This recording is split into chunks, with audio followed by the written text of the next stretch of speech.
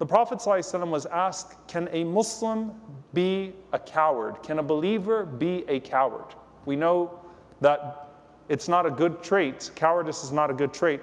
But is it possible that a person could be a believer, but they suffer from the quality of being cowardly? And the Prophet ﷺ said, Na'am, yes. فَقِيلَ لَهُ أَيَكُونُ الْمُؤْمِنُ بَخِيلًا? Is it possible that a believer could be a stingy person? Obviously, stinginess is not a good trait, but at the same time, is it possible that a person could be a mu'min, a believer, but they're struggling with the quality of miserliness, of being stingy? So the Prophet ﷺ said, Na'am. He said, yes. فَقِيلَ لَهُ أَيَكُونُ الْمُؤْمِنُ كَذَّابًا?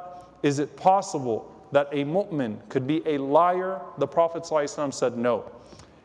Now, another narration from Umar radiallahu ta'ala anhu in Ibn Abi Dunya that's authentically narrated to him, he said, لَا تَجِدُ الْمُؤْمِنَ كَذَّابًا? You will not find that a believer could ever be a liar. In another narration from Sa'd ibn Abi Waqqas radiallahu ta'ala anhu, and it's the last one I'll share, there are multiple ones, which is authentically traced to him, where he says, يُطْبَعُ الْمُؤْمِنُ عَلَى كُلِّ خِلَّةٍ غَيْرَ الْخِيَانَةِ وَالْكَذِبِ. That a believer may sometimes be afflicted with having every type of trait except for two: khiyana, betrayal, and lying, al-kadhib. That these are traits that a believer just cannot have. Now, obviously, if you read this narration or you read these ahadith by themselves, right, the obvious benefit of it is that lying is extremely serious and looked down upon in our deen. That it is impossible to maintain faith, to maintain iman, and to be a liar at the same time. And there's a difference between someone that falls into a lie here or there and someone who habitually lies. Lying becomes an addiction. That's why you have the phrase compulsive liar.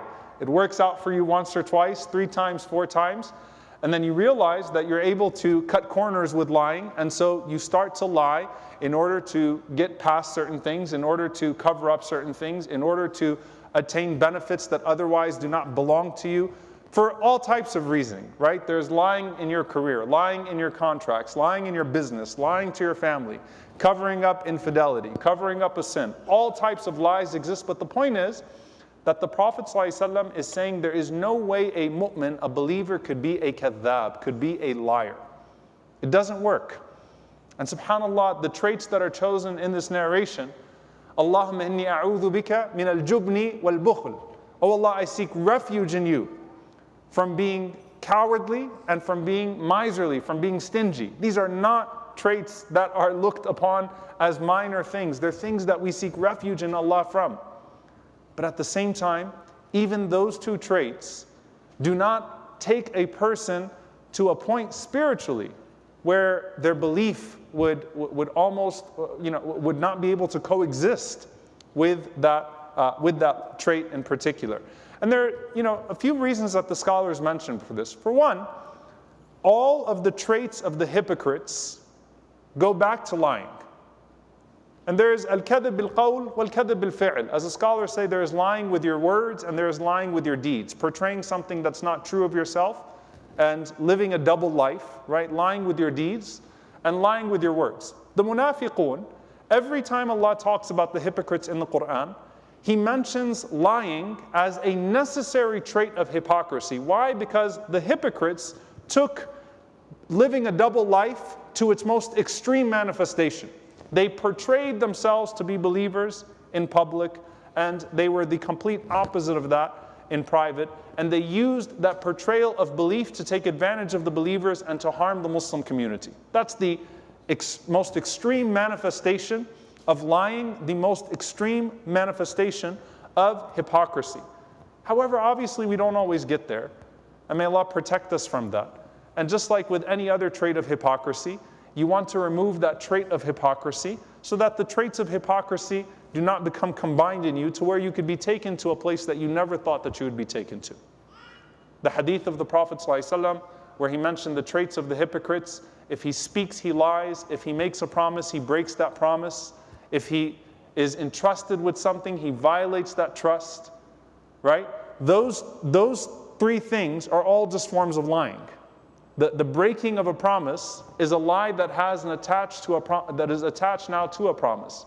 The violating of a trust, someone trusted you with something that was valuable, with a secret, or with some sort of contract, or a conversation that you would not share, but you violated that as well. So it is again a lie that is attached to something more severe. The breaking of an oath in another narration, إِذَا خَاصَمَ فَجَرَ, a person who becomes belligerent when they become, when they get into an argument. All of these go back to this trait of lying. And that's why Ibn Umar radiallahu ta'ala anhuma explains that lying is the foundation of every one of these diseases in terms of the interactions with people. And the Prophet ﷺ explained it as such. He said, alayhi salatu wassalam, alaykum bis-sidq. Upon you is to be people of truthfulness. Alaykum bis-sidq. فَإِنَّ الصِّدْقَ يَهْدِي إِلَى الْبِرِّ. When a person is truthful, truthfulness leads to all forms of good deeds. When a person is a truthful person, when they are sincere and truthful, that is going to open the doors to all types of good things. They're going to be honest in their dealings with their family, honest in their dealings with their community, honest in their dealings with their business, honest with themselves when they are confronted with a situation where they know they should act in a certain way. Truthfulness, sidq, fil qawl wal amal. It opens the door to all forms of obedience, all forms of good, all of the things that are praiseworthy in a person's life. It opens those doors. And the Prophet ﷺ said, وَإِنَّ الْبِرَّ يَهْدِي إِلَى الْجَنَّةِ. And birr, righteousness, leads to paradise. And he says, وَإِنَّ الرَّجُلَ لَيَصْدُقُ. A person will continue to be truthful حَتَّى يُكْتَبَ عِنْدَ اللَّهِ صِدِّيقًا, until they're written with Allah as a siddiq, as a person of truth. The loftiest title after a prophet is to be a person of truth. Truthful with their words, truthful with their deeds. You know what you're getting when you're dealing with that person, right? This is how we would define a person who is sadiq, siddiq, in terms of our dealings with them. You know what you're getting when you're dealing with that person. They're not speaking out of two sides of their mouth. There is no betrayal of their deeds and their words. There is a consistency there. Likewise, when that person stands before Allah, there's a transparency, there's a truthfulness with Allah. So that's a title that you want to have with Allah. May Allah write us from a siddiqeen. Allahumma ameen. May Allah write us amongst the truthful. Then he said, sallallahu alayhi wa iyyakum wal kadhib. Beware of lying. فَإِنَّ الْكَذِبَ يَهْدِي إِلَى الْفُجُورِ. Lying opens the door to every form of violation and transgression. Everything that is sacred will be violated. وَإِنَّ الْفُجَّارَ لَفِي جَحِيمٍ.